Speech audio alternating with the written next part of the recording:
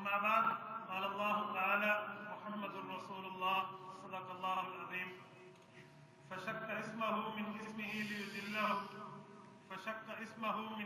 ليجله وذو العرش محمود وهذا محمد صدق الله العظيم. طے شدہ پروگرام کے مطابق میرا بیان نہیں تھا. حضرت کی خواہش پر چند لمحات آپ حضرات کے سامنے گفتگو کروں گا. ہمیں مہمان حضرات تشریف فرما ہے.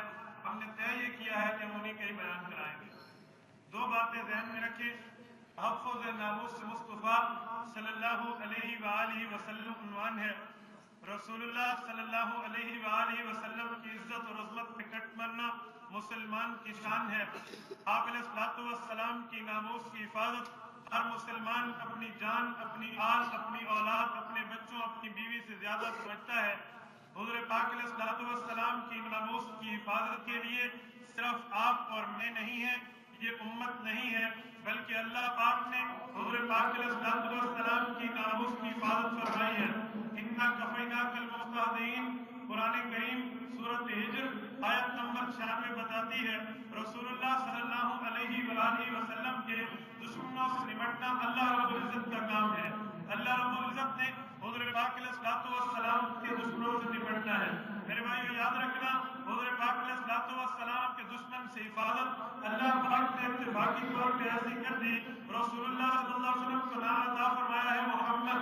سب کہہ دیں یہ کہنے کی ضرورت نہیں پڑا، یہ نام برابر آئے گا ہمارے اللہ کے منہ پہ. آپ کھوجیں گے محمد صلی اللہ علیہ وآلہ وسلم. حضور پاک علیہ السلام کا یہ نام حافظ ابن الاسقلانی نے صحیح بخاری کی شرح فتح الباری اور اس کے مقدمے حدیث بخاری میں لکھا ہے فشق اسمہ من اسمہ لیجلہ وذو العرش محمود وہذا محمد. اللہ پاک نے رسول اللہ کو نام محمد عطا کیا ہے.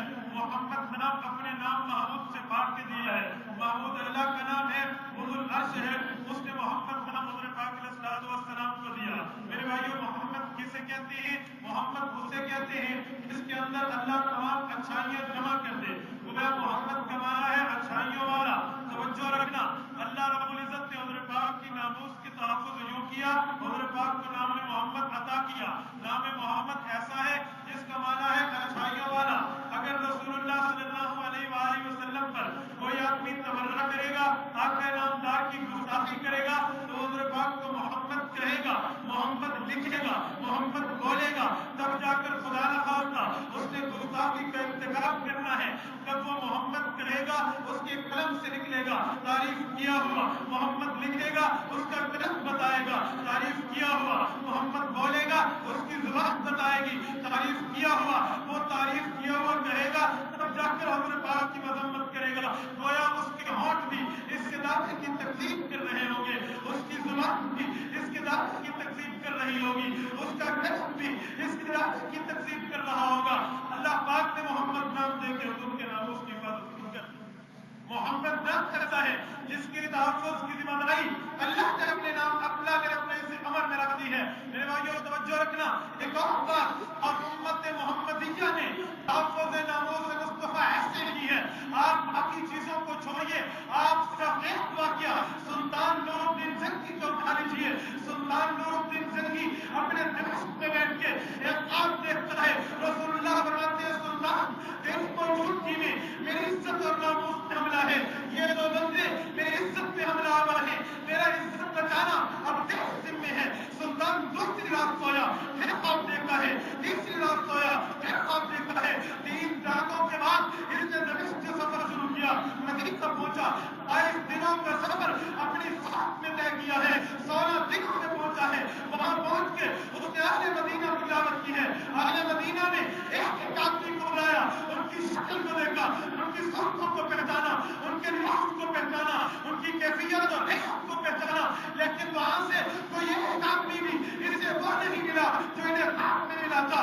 جن لوگوں کو اس نے خواب میں دیکھا تھا وہاں سے ایک بھی نہیں ملا ہے. ایک وقت ایسا آتا ہے سلطان اہل مدینہ سے کہتا ہے اہل مدینہ جو لوگ میرے خواب میں دیکھے تھے وہ تو یہاں سے نہیں گزرے. کیا ایسی بات ہے؟ کیا ایسے آدمی یہاں نہیں آئے؟ کہتے نہیں سارے آ گئے ہیں. کیا نہیں آئے؟ انہوں نے کہا ہم 2 بزرگ ایسے ہیں، 2 شخصیات ایسی ہیں، 2 برات ایسے ہیں جس دعوت میں شریک نہیں ہوئے. پورا اہل مدینہ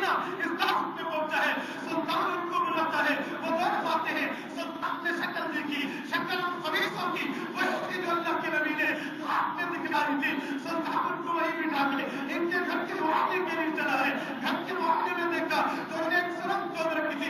وہ سرم سیدھی رسول اللہ صلی اللہ علیہ وسلم کی قبر مبارک آقا نام مبارک کے روضے مبارک کی طرف ٹل رہی تھی. سلطان نے وہاں جا کر سرم کا معائنہ کیا. حضرت عمر بن فاروق رضی اللہ عنہ کے پاؤں مبارک تک وہ سرم پہنچ چکی تھی. حضرت پاک کے جسم اندر کو یہ مجوسی یہودی پیغام نکالنا چاہتے تھے تاکہ ہم نبی کے جسم کی نعوذ باللہ توہین کر سکے. سلطان باہر آیا ہے, سرم کو بند کرایا ہے, ان کافروں کا سر قلم کرایا. میرے بھائیو توجہ رکھنا, ان کا سرم قلم کرا کے سلطان نے یہ بات بتا دی کہ ہم حضور پاک کی عزت اور ناموس کے لیے جان تک کی قربانی دیں گے. میں نے شروع میں بات کی تھی, اللہ نے صحابوں نے ناموس مصطفیٰ کرنی ہے, اللہ نے کام ان سے لیا ہے. اللہ رب العزت حضور پاک کی دشمنوں کی نگرانی ہے, لیکن امت محمدی نے اگر کبھی تحفظ ناموس مصطفیٰ کے لیے جان کی قربانی بھی دینی پڑی تو اللہ ان جیسوں سے کام لیں گے. ہم سلطان نور الدین زنگی کی طرح آج ہم یہ عہد کریں ناموس مصطفیٰ میں کبھی